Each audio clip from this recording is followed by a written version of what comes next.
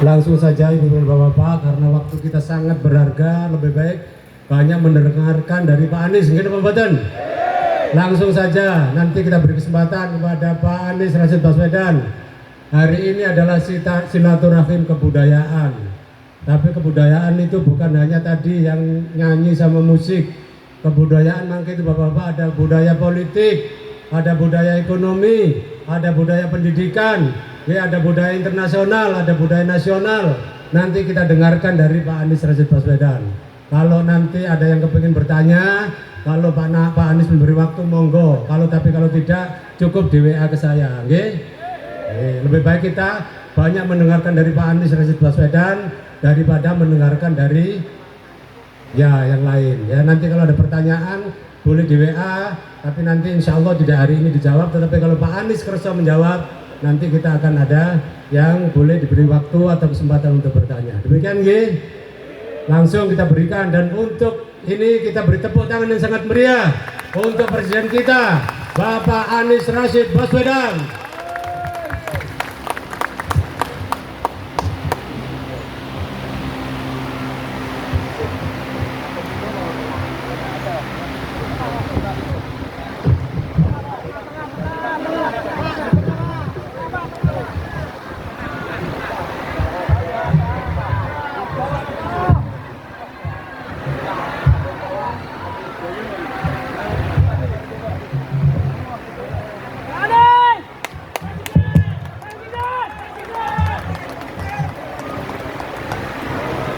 Barusan diingatkan sama Pak Yai, tidak boleh dekat-dekat ibu-ibu.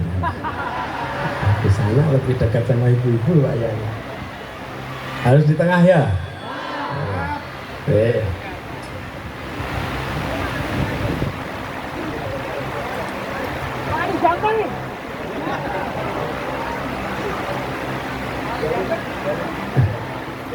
Ini apa panas di sini? Nggak panas di sini. Ya, jangan sampai menghalangi yang di belakang. Ya. Assalamualaikum warahmatullahi wabarakatuh.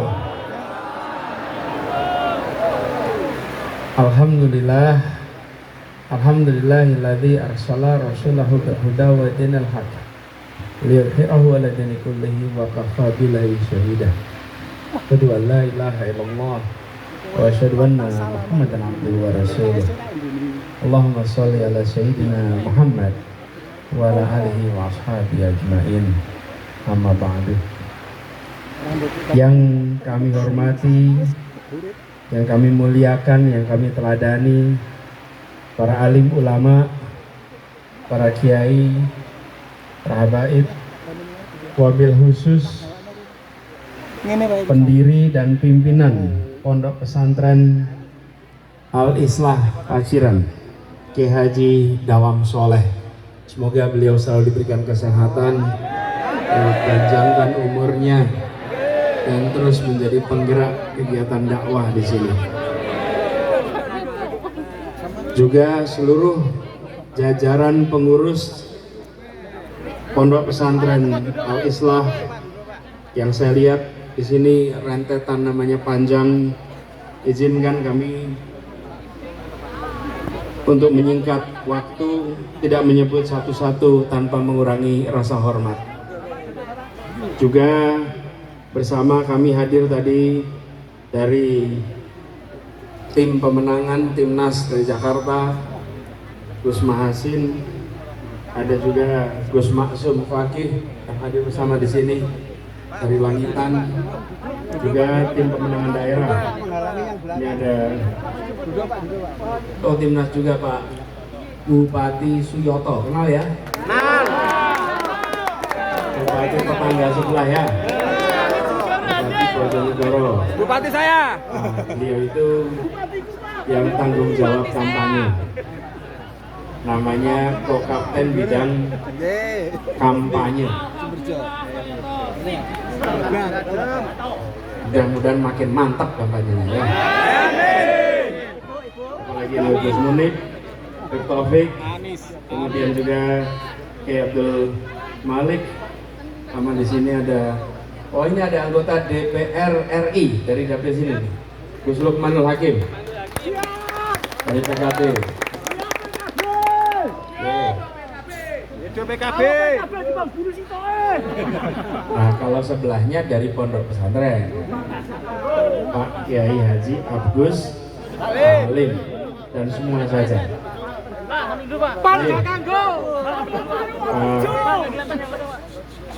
Tanggal 18 Maret 2023 kita berjumpa di Surabaya. Pada saat perjumpaan itu Kiai Dawam Soleh menunjukkan puisi-puisi yang ditulisnya. Saya terima bukunya, kumpulan puisi itu.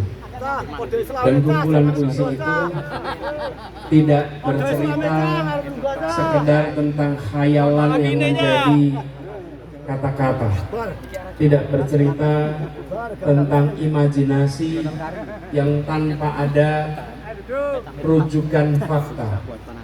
Yang dituliskan adalah kalimat-kalimat yang mencerminkan kondisi sosial masyarakat yang ada di Indonesia. Potret atas masyarakat kita, atas masalah politik, masalah ekonomi, masalah budaya oleh Kiai Dawam Soleh diterjemahkan dalam deretan kalimat puitis yang menggugah, kalimat puitis yang mengirimkan pesan-pesan untuk kita tak tinggal diam, untuk kita berubah. Saya membaca puisi itu dan saya merasakan ini adalah pribadi pejuang yang memiliki rasa seni sastra yang luar biasa. Banyak yang punya nuansa seni sastra tapi tak punya semangat perjuangan.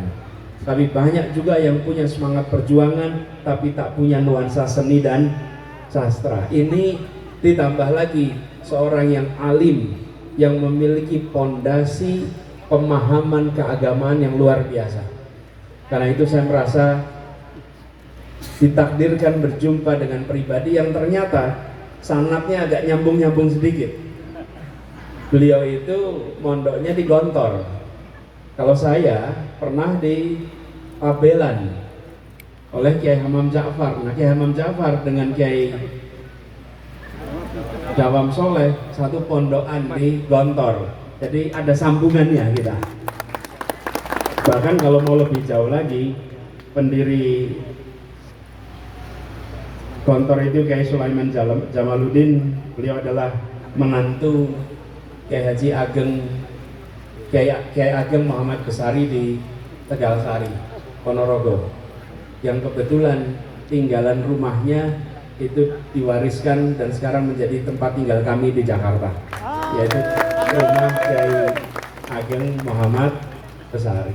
Nah, tapi yang lebih penting lagi, buku itu saya bawa Pak Yai, saya baca, dan kemudian saya berniat, insya Allah satu saat saya harus sampai ke tempat pondok di mana beliau mendidik santri-santrinya. Dan alhamdulillah niat yang diungkapkan 18 Maret 2023 tertunaikan hari ini 29 Desember 2023. Jadi belum ganti tahun Pak Yai, masih tetap tahun 2020. Tapi bonusnya luar biasa. Niatnya ketemu Pak Kiai Dawam, ketemunya dengan panjenengan sedoyo yang luar biasa bersemangat untuk perubahan. Ya, kita sedang mengikhtiarkan perubahan. Kita menginginkan republik ini menjadi republik yang adil makmur untuk semua, bukan adil makmur untuk sebagian. Kita tidak ingin adil makmur untuk sebagian. Dan tadi disampaikan tentang amanah yang dititipkan. Bapak Ibu sekalian, ini kan banyak orang tua santri di sini. Saya ini kedapatan amanat ini tidak daftar, ibu-ibu, bapak-bapak, saya tidak pernah daftar. Saya ini dipanggil dulu ketika tugas di Jakarta sama. Tugas di Jakarta itu mereka mencari siapa yang bisa menjadi gubernur, siapa yang bisa ikut pilkada. Saya ditarik, dimintai kesediaannya. Saya ini kalau sehari-hari ditanya apa, saya ini guru, saya ini dosen, ngajar, mulang. Tapi kalau ada panggilan tugas di luar, bismillah, saya akan terima panggilan tugas di luar. Dan 2017 begitu. Sebetulnya di saat pendaftaran pilkada itu harusnya saya di New York, harusnya memberi pidato tentang pendidikan di bagian dari sidang umum PBB bulan September tahun 2016. Harusnya saya di sana.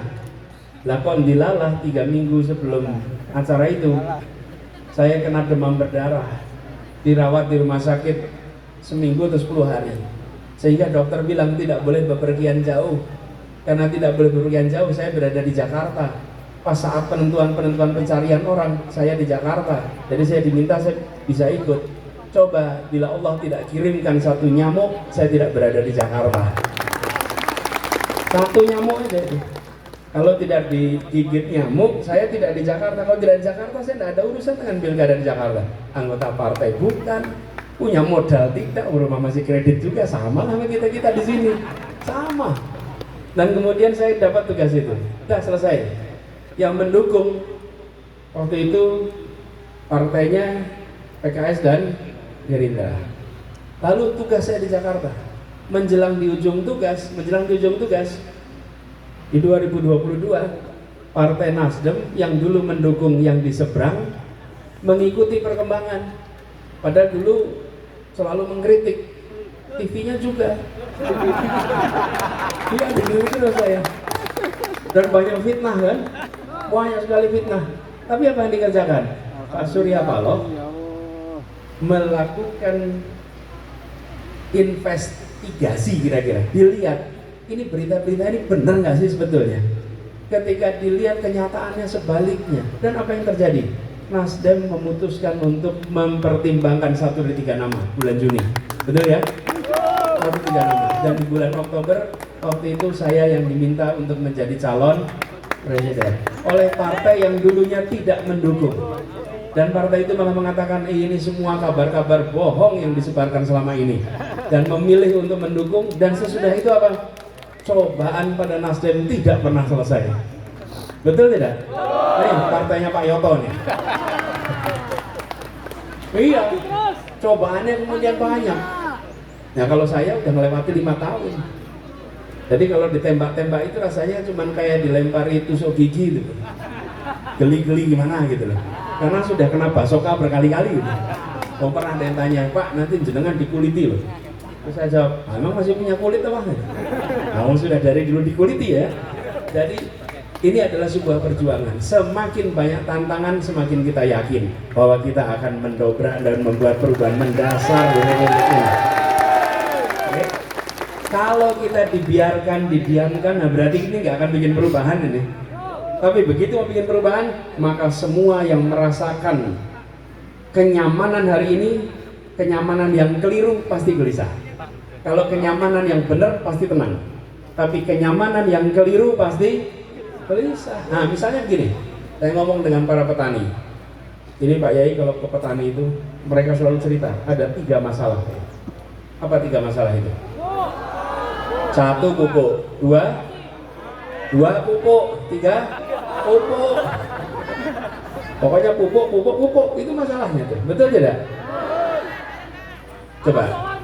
Ya kalau nelayan solar. Nih, harga jual gabahnya murah, betul ya? Tapi berasnya, nih ibu-ibu, beras murah atau mahal? Berasnya murah atau mahal? Terus kok bisa uang dari beras yang mahal itu sampainya di petani gabah murah? Ada yang hilang di jalan ini, betul tidak? Uangnya kemana ini? Itu dia mafia yang beroperasi di situ, betul tidak?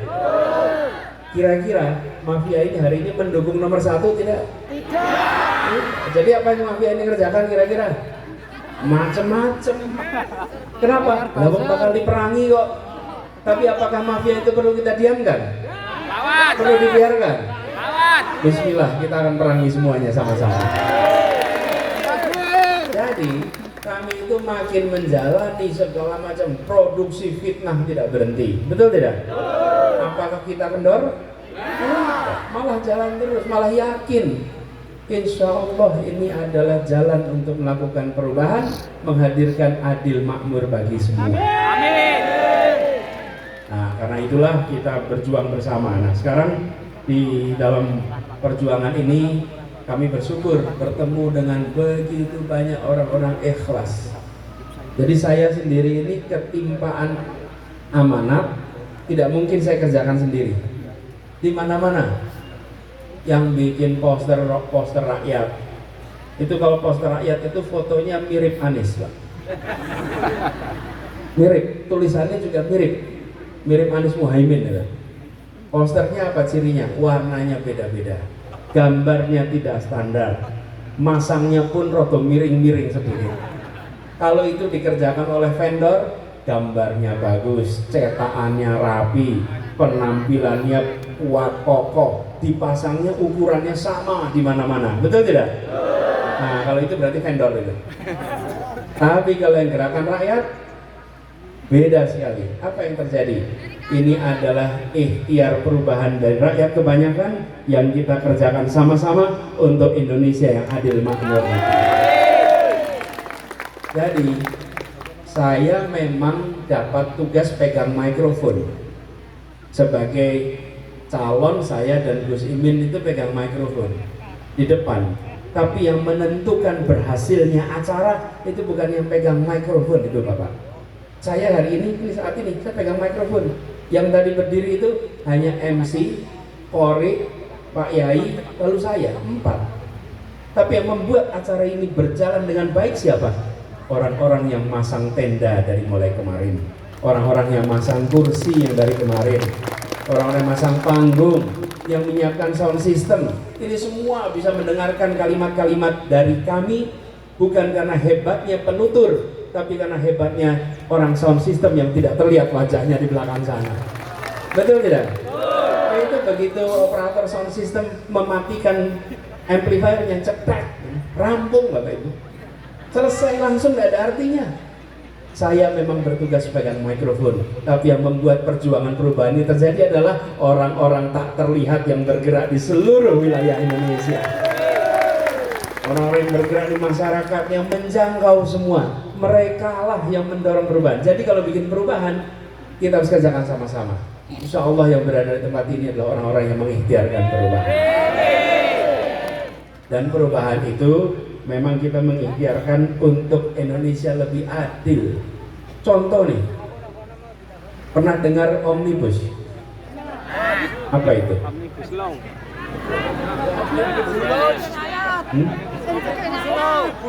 Omnibus Law. Bukan pencekik rakyat. Omnibus ini undang-undang cipta kerja yang melakukan revisi atas banyak undang-undang. Tujuannya apa? Memudahkan kegiatan usaha supaya usaha bisa lebih mudah. Itu banyak hal yang harus dikoreksi di situ, ya. Memang betul harus dikoreksi. Nanti kita koreksi sama-sama. Tapi coba ketemu petani, nelayan. Apa yang dikatakan nelayan? Pak, ngurus izin susahnya setengah mati.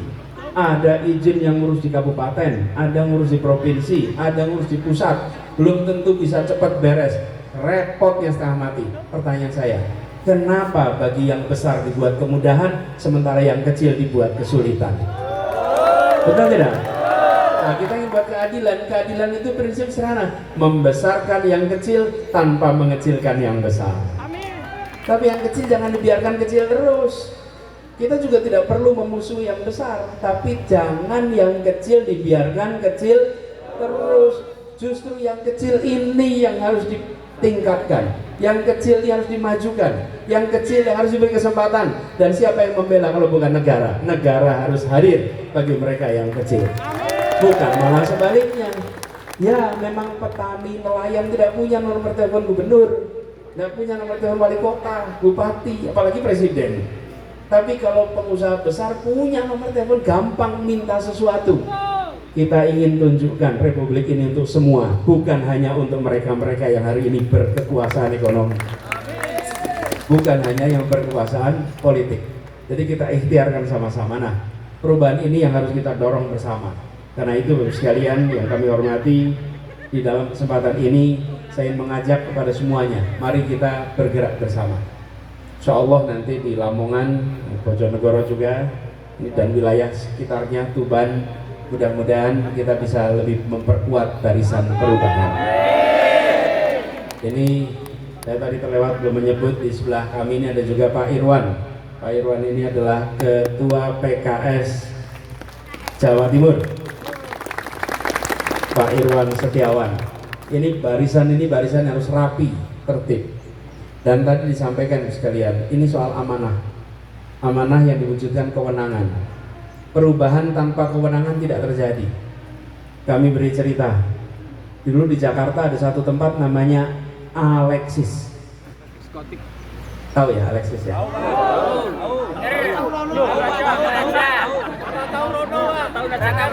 Ya. Taunya bilang aja tahu dari internet gitu. Yang penting bukan tahu tempatnya gitu. Tahu dari internet namanya, ya. Itu tempat maksiat. Dimusuhi, semua orang protes, demo bisa tutup? Nggak bisa. Lalu di 2017 terjadi pergantian gubernur di Jakarta. Pada saat pergantian gubernur, Alexis kemudian ditutup cukup dengan selembar kertas dan sebuah tanda tangan. Itu namanya kewenangan. Mau membuat kewenangan soal pupuk perlu tanda tangan. Kewenangan soal perizinan perlu tanda tangan. Mau bikin kewenangan soal apa lagi? Solar. Semua perlu kewenangan. Nah sekarang pertanyaannya, ada 3 pilihan. Yang perubahan yang nomor berapa? Kita mau perubahan atau mau melanjutkan? Inilah pesan yang kita bawa sama-sama. Jadi apa yang tadi dititipkan pesan oleh Kiai Dawang Soleh terkait dengan kewenangan, insyaallah itu jadi pegangan kami. Jadi pegangan yang dimiliki hari ini adalah kepercayaan yang diberikan lewat partai politik dan seluruh gerakan relawan. Insyaallah itu kita jaga sama-sama.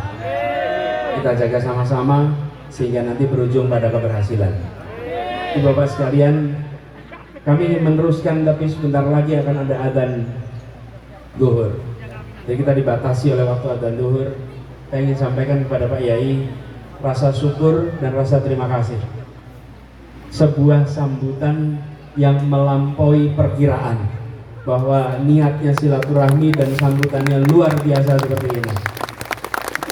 Insyaallah Pak Yai ini menjadi peneguh bahwa dari Lamongan semangat yang dimiliki Pak Yai tadi menular ke seluruh Jawa Timur. Dari Jawa Timur nanti menular ke seluruh Indonesia. Dan insya Allah pesan yang tadi dititipkan akan kita pegang dengan sebaik-baiknya. Kami ingin menjadi tuan rumah di negeri kita sendiri. Kita ingin agar rakyat kita mendapatkan pekerjaan tidak dikalahkan oleh tenaga kerja asing di tanah kita sendiri. Dan itu semua membutuhkan kewenangan, membutuhkan ikhtiar perubahan. Insya Allah usaha kita mendapatkan ridho dari Allah. Kalau sudah dapat ridhonya, urusan besar pun terasa ringan. Tapi kalau tidak dapat ridhonya, urusan kecil pun terasa berat. Terasa berat. Insya Allah kita didekatkan dengan ridho. Dan semua yang bekerja memang bekerja tak dibayar. Relawan itu bekerja tak dibayar bukan karena tak bernilai, tapi tidak dibayar karena tak ternilai harganya. Tidak bisa dinilai. Karena itulah kenapa mereka semua bekerja dengan sepenuh hati. Tapi itu juga yang membuat kami merasa makin yakin ini adalah gerakan perubahan dengan idealisme dari rakyat kebanyakan. Insya Allah ikhtiar ini diberikan kemudahan sekalian. Sekali lagi saya ingin sampaikan terima kasih. Terima kasih pada semua yang hadir. Kalau saya boleh ngecek sebentar, yang hadir dari luar Lamongan, acungkan tangan. Luar Lamongan. Ya. Ya, Aceh juga luar Lamongan. Ya. Bojonegoro ada, Bojonegoro. Oh, Jonegoro. Kalimantan. Saya pernah gitu Pak, saya mana Kalimantan. Kapan? Dulu lahirnya di sana Pak. Nah, itu. Saya kemarin itu loh. Oke, yang dari Lamongan angkat tangan sekarang. Terima kasih. Titip salam buat warga semua. Salam untuk keluarga, ya. Sampaikan kepada semua, kita menjemput takdir untuk perubahan bagi Indonesia yang baik. Terima kasih, kurang lebih mohon dimaafkan. Billahi taufiq wal hidayah. Oh ya, sebelum diakhiri ada usulan. Kita akhiri dengan salawat asgil ya. Allahumma sholli ala sayyidina Muhammad wa azlili zalimin bi zalimin. Keras. Allahumma sholli ala sayyidina Muhammad wa azlili zalimin bi zalimin wa akhrijna min bainihim salimin wa ala alihi wa sahbihi ajma'in. Semoga orang-orang dolim itu disibukkan satu sama lain. Semoga ikhtiar kita diberikan kemudahan untuk mencapai. Dan semoga orang-orang ikhlas yang bekerja di sini diberikan perlindungan, dijauhkan dari fitnah, dilipat gandakan kemudahannya.